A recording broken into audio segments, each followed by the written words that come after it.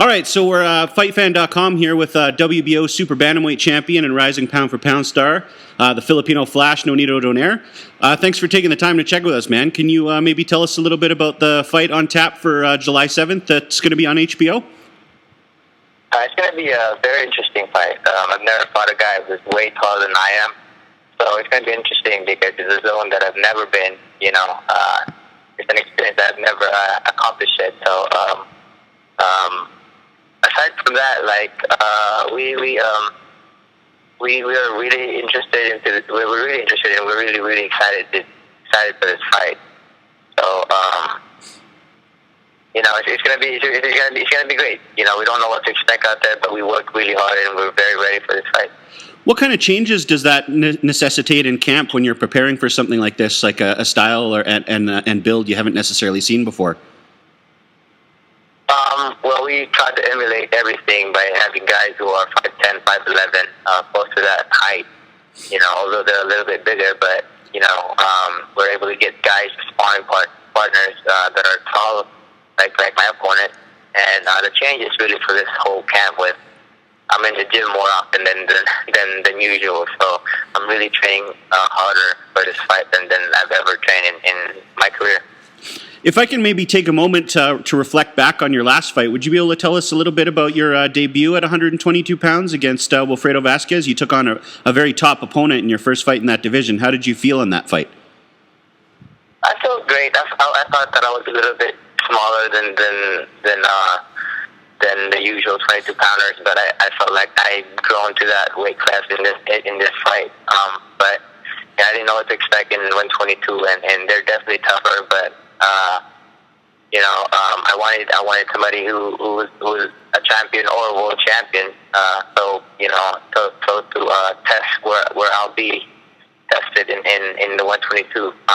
Going to the fight, there was a lot of things that went on, but I felt like my power can hurt 122 pounders.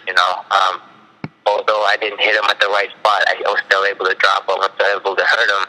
So this time we kind of maintain our composure and learn a lot from that fight by being a better sharpshooter for this fight. I know that you walk around a bit heavier than 122, but what was the transition like to be able to move up in weight like that? Is there a big difference in your training camps and anything with weight or anything like that you work with to prepare for moving up in weight? For that particular fight,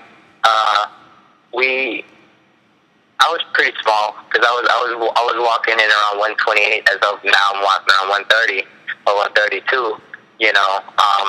So the whole camp, I was like, every time I trained hard, I was already in weight. So we had to put a weight on, and we were able to do push-ups and a little bit of weight to go along with it.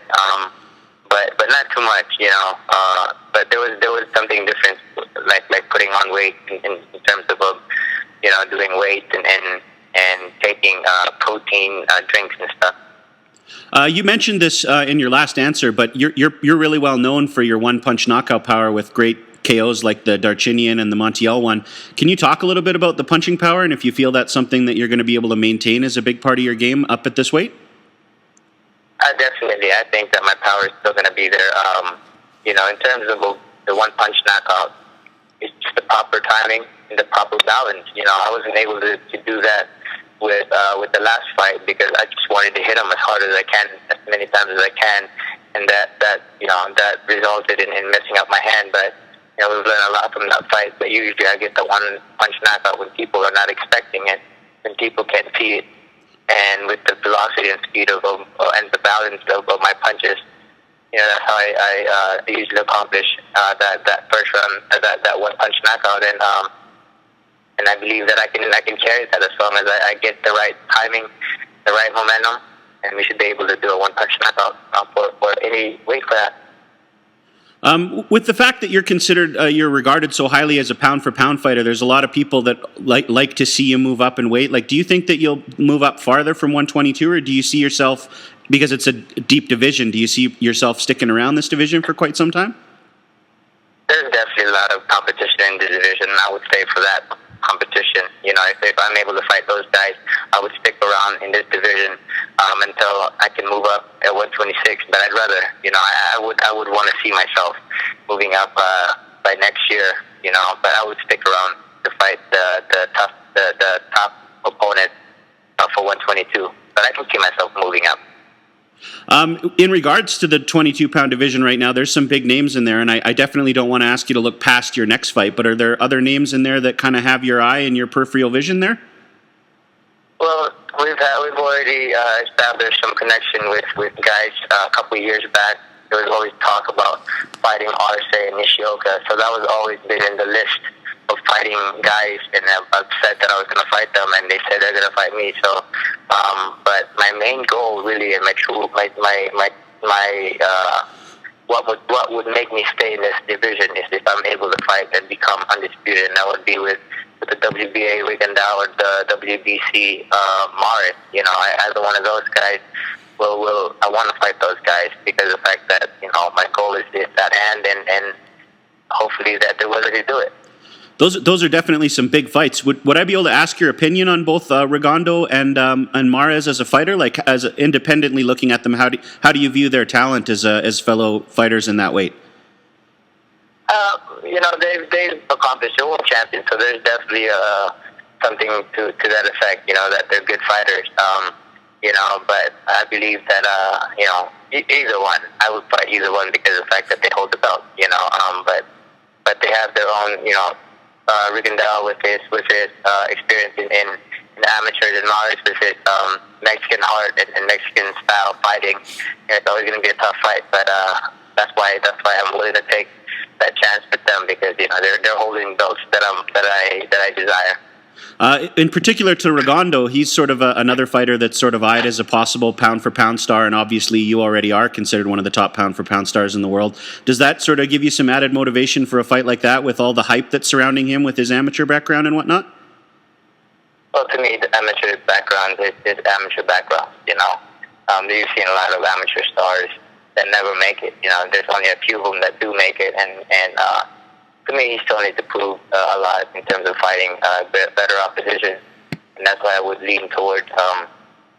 This is what I would propose. Actually, I would propose a fight off between the four top guys, and that would be Nishioka, myself, Mares, and Rigondeaux. And I think that would be a great testament to who's the best in that division. I think that there should be a fight off between us four. Oh man, that's a great list of fights there. Who would you pick to come out on top of that tournament? Me. That's what I was thinking. Yeah. Nonito, if you don't mind, I was hoping to ask you about the initiative you recently came out with. You made news volunteering to submit to year-round performance-enhancing drug testing. Can you talk a little bit about how that came about and why you think that's important? With all the things, the negativities of boxing, and with all the people that for me, really, even back in a couple of years ago, I've always wanted to get myself,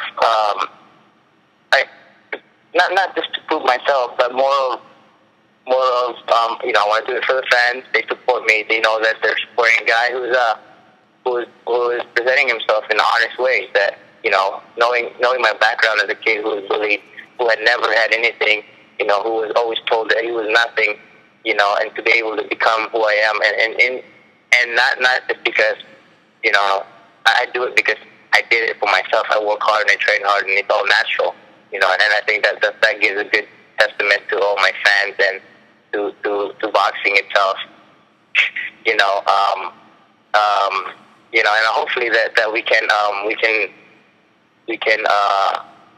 inspire other fighters out there to do the same thing, so that boxing can never get hurt, for starting positive stuff, and I think that to put more positive stuff and for people to go out there and present themselves in an honest way, I think it's good for boxing and good for all sports all around. I mean, and my fans as well. So I did it because I felt that it was good. It was a positive thing to do.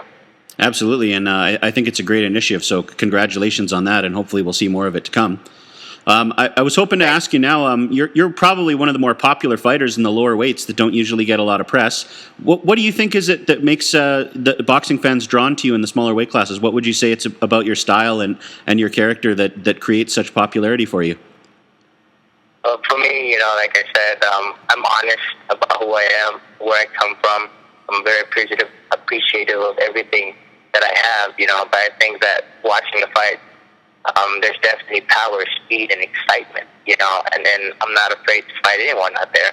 I think that's what the fans and boxing fans all around are appreciative of, watching me fight, and then that's why they watch me fight, because of the fact that, I'm there and they're hoping to see knockouts, and I'm capable of that, knockout punches, Absolutely. And obviously being a Filipino American and a Filipino background is a big help right now. Could you maybe talk a little bit about that, and if there's any added pressure there, or if it's something that's really motivating as well? Definitely. There is somewhat of pressure, but pressure can always turn into a positive thing, into motivation. And I think I use that pressure as a motivation that, I need to train hard, I need to work hard, hopefully inspire kids out there, and other people feel and just people all around, that needs motivation, and they see it in me that I was this kid who never had anything, who was always told he was going to be nothing, and made it on one of the top guys in boxing, and I think that, I just want to keep working hard and keep showing them that anything is possible in this world if you work hard, and that's why I always do challenge everyone out there, and I always do my best because of that fact. But definitely the momentum of everyone and all the support is definitely somewhat of a pressure, but I turned it into something that makes me move my legs, my arms, and train harder than ever. And bringing that full circle, that popularity has sort of propelled you back into, we're going to see you headlining on July 7th on HBO at Boxing After Dark. To ask you again about the next fight that's coming up, could you maybe just tell the fans what they can expect to see when they tune in on July 7th? Definitely a much more experienced fighter, much more composed, a much more powerful fighter. Not only that speed is going to be there, but power is definitely going to be there. And I'm hoping to if this guy comes to fight, it's going to be an interesting fight. But it's definitely going to be an exciting fight, knowing that this is a danger zone that I'm in, fighting a guy who's way taller than I am. So it's going to be an exciting fight. I'm going to try to make it exciting for the fans. Well, that's great, Nonito, and we appreciate you doing this. Is there anything out that you'd like to say to the fans, boxing fans around the world in closing? Well, I just want to thank them for all the support in boxing, for all the support and watching my fight and supporting me throughout. I just want to thank them for just being a big fan and hopefully they can watch this fight on HBO and it's going to be exciting, and I'm going to do everything that I can to make it exciting for them. So I just want to thank them for that. Well, thanks so much for you doing this, Nonito. We really appreciate it, and I just want to say God bless and best of luck.